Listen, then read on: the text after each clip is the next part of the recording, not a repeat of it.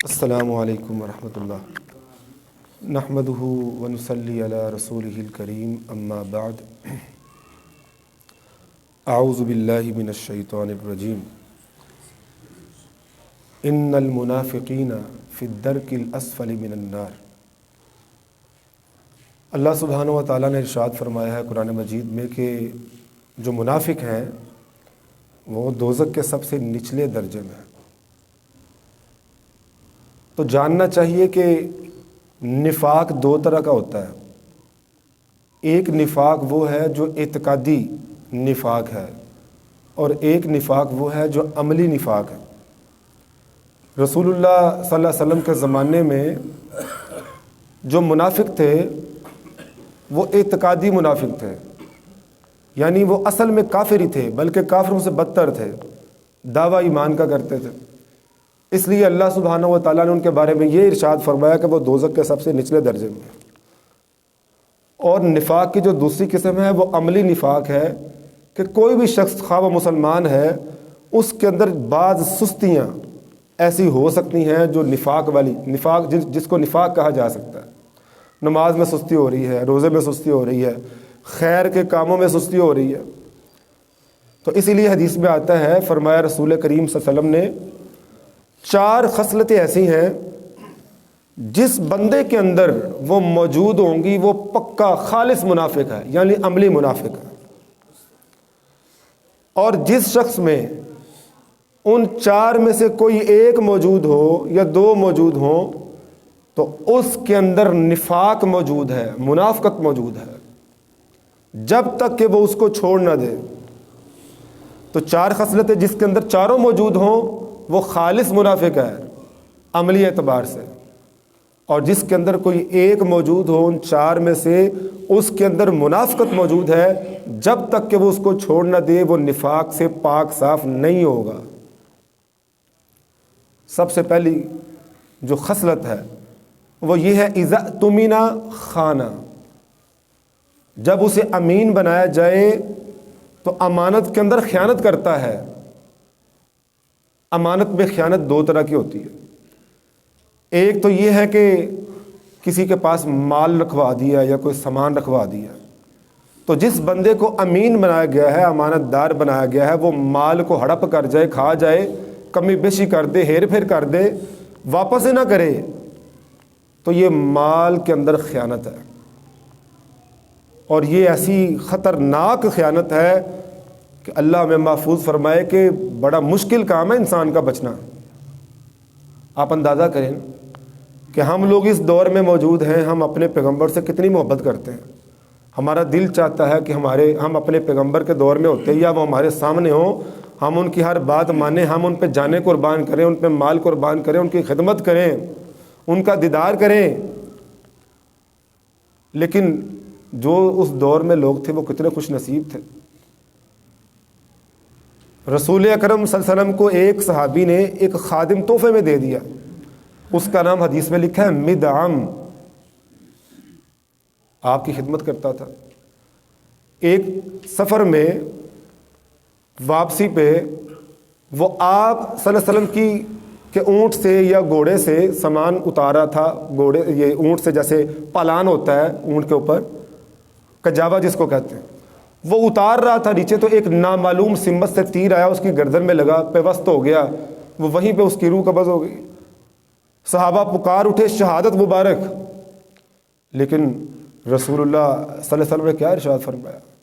اس ذات کی قسم جس کے ہاتھ میں میری جان ہے، خیبر کے موقع پہ جو مال غنیمت اکٹھا ہوا تھا، ابھی مال غنیمت کے اندر وہ چادر نہیں پہنچی تھی جو چادر اس خادم نے مال غنیمت میں پہنچنے سے پہلے چرا لی تھی، لے لی تھی، بغیر اجازت کے، بغیر اطلاع کے۔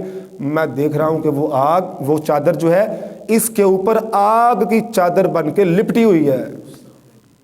یہ اس دور کی بات کر رہا ہوں۔ ہم کس بات کی مولی ہیں؟ آج ہمارے پاس لوگ مال رکھواتے ہیں، ہم سے قرضہ لیتے ہیں، یا ہمیں کوئی چیز پکڑا دیتے ہیں، کوئی زیور دے دیتے ہیں، کوئی امانت رکھوا دیتے ہیں، اللہ معاف کرے ہم تو اس میں خیانت کر دیتے ہیں۔ اور صرف یہ نہیں کہ یہ چھوٹی چھوٹی خیانتیں، بلکہ ہماری حکومتیں دیکھیں، وہ ایم این ایس کو، ایم پی ایس کو اور ناظم کو محلے کے کونسلر، ان کو پیسے ملتے ہیں کہ آپ گلیوں کو بنوائیں، لوگوں کے معاملات کو حل کریں، اور ہمارے یہ لیڈر جو ہیں یہ لاکھوں روپے کروڑوں روپے کھا جاتے ہیں، اپنی جائیدادیں بلڈنگیں بنا لیتے ہیں، کوٹھیاں بنا لیتے ہیں، اور اس کو معاذ اللہ وہ غنیمت کا مال سمجھتے ہیں۔ تو یہ بہت خطرناک خصلت ہے جس کے اندر موجود ہے، کسی کا مال اور کسی کا سامان کھا جانا، امانت میں خیانت کرنا۔ اور فرمایا رسول کریم صلی اللہ علیہ وسلم نے، قرب قیامت ایسے حالات ہو جائیں گے کہ لوگ صبح اٹھیں گے، صبح کریں گے، اپنے اپنے کاروباروں پہ جائیں گے، کام کریں گے، خرید و فروخت کریں گے، اور ان میں سے کوئی ایک بندہ بھی امانت دار نہیں ہوگا، بلکہ کسی کے بارے میں پوچھا جائے گا تو لوگ بتائیں گے فلاں قبیلے کے اندر، فلاں بستی کے اندر، فلاں محلے کے اندر وہ فلاں بندہ امانت دار ہے، ورنہ بازار بھرے ہوں گے تجارت سے، کاروبار سے، ایک بندہ بھی امین نہیں ہوگا، سب خیانت کرنے والے ہوں گے۔ اور خیانت کا دوسرا انداز یہ ہے کہ کسی شخص کو کوئی عہدہ دے دیا جائے، کوئی منصب دے دیا جائے، کوئی سیٹ اس کو دے دی جائے، اور وہ اس کا حق ادا نہ کرے۔ منصب ملا ہے، لوگوں کی خدمت کرنی ہے، قوم کا سردار، قوم کا خادم ہوتا ہے، مخدوم نہیں ہوتا، تو وہ خدمت کرنے کے بجائے اپنی خدمت کروا رہا ہے، اور عہدے اور منصب کا حق ادا نہیں کر رہا، وقت پہ دفتر نہیں جا رہا، جو اس کو سیٹ ملی ہے اس نے رشوت کے ساتھ لی ہے، سفارش کے ساتھ لی ہے۔ نااہل لوگ وہ سیٹوں کے اوپر، عہدوں کے اوپر، منصبوں کے اوپر برا جمان ہو جائیں گے، اور جو اہل ہیں، جو حقدار ہیں، ان کو پیچھے کر دیا جائے گا۔ ایک عرابی آیا رسول اللہ صلی اللہ علیہ وسلم کے پاس، اس نے آ کے سوال کیا، اللہ کے رسول مجھے یہ بتائیں قیامت کب آئے گی، متی الساعہ؟ تو آپ نے فرمایا کہ اذا ضیعت الامانۃ فانتظر الساعہ، جب امانت ضائع کر دی جائے گی تو قیامت کا انتظار کرو۔ اور ایک حدیث میں آتا ہے کہ اذا وسد الامر الى غیر اہلہ فانتظر الساعہ، جب عہدے اور امانتیں اور منصب نااہل لوگوں کے سپرد کر دیے جائیں گے تو قیامت کا انتظار کرو۔ یہ نااہل لوگ یہ قیامت لے کے ہی آئیں گے۔ تو یہ خیانت کا دوسرا انداز ہے۔ اور دیکھیے اللہ سبحانہ و تعالیٰ امین ہے، خیانت کو پسند نہیں کرتا، ان اللہ لا یحب الخائنین، اللہ خیانت کرنے والے لوگوں سے محبت نہیں کرتا۔ اللہ کے جتنے پیغمبر تھے، جتنے رسول تھے، وہ سارے امانت دار تھے، انہوں نے اپنا پیغام جو ان کو ملا، جو شریعت، جو قانون ان کو ملا تھا، انہوں نے اپنا حق ادا کیا، لوگوں تک پہنچایا۔ انی لکم رسول امین، اور لوگوں میں تمہاری طرف امانت دار رسول بنا کے بھیجا گیا ہوں۔ اور اللہ کے فرشتے جو آسمانوں سے بندوں تک پیغام لے کے آتے ہیں اللہ کا، وہ بھی امانت دار ہیں، وہ بھی امانت دار ہیں، وہ فرشتے بھی امین ہیں، وہ امانت میں خیانت نہیں کرتے۔ اور پھر اللہ نے مومنوں کی صفت کیا بیان کیا قرآن میں، کہ امانتوں کی حفاظت کرنے والے ہیں، والذین ہم لاماناتہم وعہدہم راعون، کہ مومن کی یہ خوبی ہے کہ وہ امانت کی حفاظت کرتا ہے، خیال رکھتا ہے، اور منافق کی خصلت کیا ہے؟ امانت میں خیانت کرتا ہے۔ اور دوسری خصلت کیا ارشاد فرمائی آپ نے، کیا بتائی؟ کہ اذا حدث کذب، جب بات کرتا تو جھوٹ بولتا ہے۔ اور یہ عادت بھی اللہ معاف فرمائے ہمارے معاشرے میں عام ہے۔ لوگ کہتے ہیں بھائی کاروبار میں جھوٹ چلتا ہے، جھوٹ نہ بولیں تو کاروبار ہوتا ہی نہیں ہے، اس کے بغیر گزارا ہی نہیں ہے۔ فرمایا رسول کریم صلی اللہ علیہ وسلم نے، ایک بندہ جھوٹ بولتا ہے، پہلے آپ نے فرمایا لوگوں جھوٹ سے، ایاکم بالکذب، جھوٹ سے بچ جاؤ۔ کیوں؟ ایک بندہ جھوٹ بولتا ہے اور جھوٹ کو تلاش کرتا ہے، حتیٰ کہ ایک وقت آتا ہے کہ اس کو اللہ کے ہاں کذاب لکھ دیا جاتا ہے۔ اس کا نام خالد نہیں ہے، اس کا نام محمود نہیں ہے، اس کا نام زید بکر نہیں ہے، اللہ کے ہاں وہ کذاب ہے۔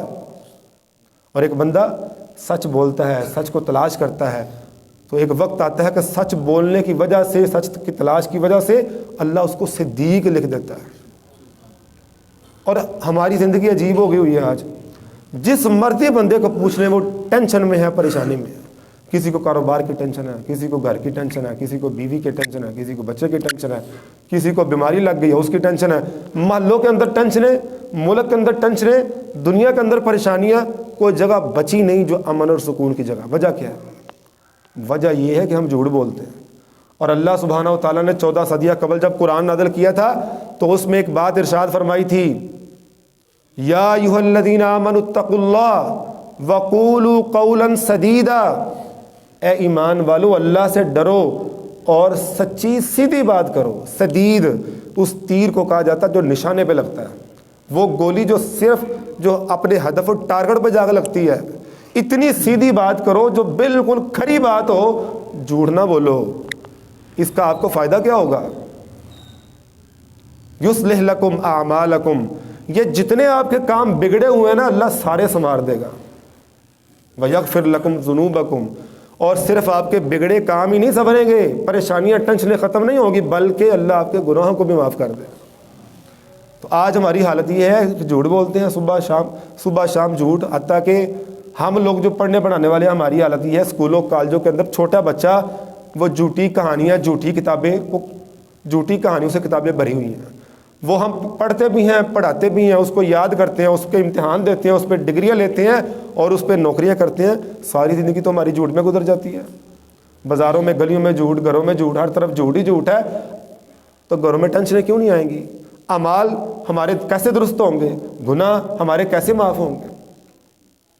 اور پھر حدیث میں آتا ہے کہ بدترین جھوٹ کون سا ہے؟ بدترین بندہ جھوٹ بولنے کے اعتبار سے کون سا ہے؟ ایک بندہ آپ پہ اعتماد کرتا ہے، ایک بندہ آپ پہ یقین کرتا ہے اور سمجھتا کہ آپ بڑے اچھے انسان ہیں، آپ مجھ سے جھوٹ نہیں بول سکتے، آپ اس سے جھوٹ بولتے ہیں کہ آپ اس کے ساتھ بات کر رہے ہیں اور وہ سمجھ رہا ہے کہ آپ سچے ہیں، لیکن آپ اس کے ساتھ بات کرنے میں جھوٹے ہیں۔ یہ سب سے بڑا جھوٹ ہے اور سب سے بدترین جھوٹ ہے، اس کو حدیث میں قرار دیا گیا۔ آج لوگ ہم پہ اعتماد کر کے ہم کو کئی راز بتاتے ہیں، کئی مشورے کرتے ہیں، کئی امانتیں ہمارے پاس رکھوا دیتے ہیں اور ہم ان کے ساتھ جھوٹ بولتے ہیں۔ تو یہ جھوٹ کی بدترین قسم اور بدترین انداز ہے۔ وَإِذَا اؤْتُمِنَ خَانَ وَإِذَا حَدَّثَ كَذَبَ وَإِذَا خَاصَمَ فَجَرَ۔ ایک اور جو تیسری آپ نے خصلت بیان فرمائی وہ یہ ہے کہ جب لڑائی جھگڑا ہوتا ہے نا تو بندہ جھوٹ بولتا ہے، ایک گالیاں نکالتا ہے، لڑائی ہو جاتی ہے، اختلاف ہو جاتا ہے، لیکن لڑائی کرنے کا اور اختلاف کرنے کا مطلب یہ نہیں ہے کہ انسان گالم گلوچ شروع کر دے۔ رسول اللہ صلی اللہ علیہ وسلم کے ساتھ بہت سے لوگوں کو اختلاف تھا اور وہ آپ کو گالم گلوچ کرتے تھے، برا بھلا کہتے تھے، لیکن کوئی بندہ یہ نہیں بتا سکتا کہ رسول اکرم صلی اللہ علیہ وسلم نے کبھی کسی کو گالی دی ہو۔ اور ہم لوگ عجیب ہیں کہ ہم کبھی مشین کو گالیاں نکالتے ہیں، کبھی ہم اپنی موٹر سائیکل کو گالیاں نکالتے ہیں، کبھی ہم اپنے موبائل کو گالیاں نکالتے ہیں، کبھی ہوا کو گالیاں نکالتے ہیں۔ یعنی ہماری زندگی عجیب ہے، ہم جب غصے میں آتے ہیں تو لڑائی جھگڑا نہ بھی ہو، وہ تو منافق کی نشانی ہے نا کہ لڑائی جھگڑا کرے گا تو گالی نکالے گا۔ لڑائی جھگڑا نہ بھی ہو، ہماری حالت یہ ہے کہ بغیر لڑائی کی گالیاں نکال دیں، اس کو گالی نکال، اس کو نکال، اس کو نکال، صبح شام گالیاں نکلتی ہیں ہمارے منہ سے۔ جبکہ حدیث میں کیا آتا ہے کہ مسلمان کو گالی دینا فسق ہے، سباب المسلمی فسوق، مسلمان کو گالی دینا فسق ہے، وقتالہ کفر، اور اس کے ساتھ لڑائی کرنا جھگڑا کرنا یہ کفر ہے۔ تین خصلتیں ہو گئی، امانت میں خیانت اور لڑائی جھگڑے کے وقت گالیاں، اور تیسری کون سی بتائیے جی؟ جھوٹ بولتا ہے، اور چوتھی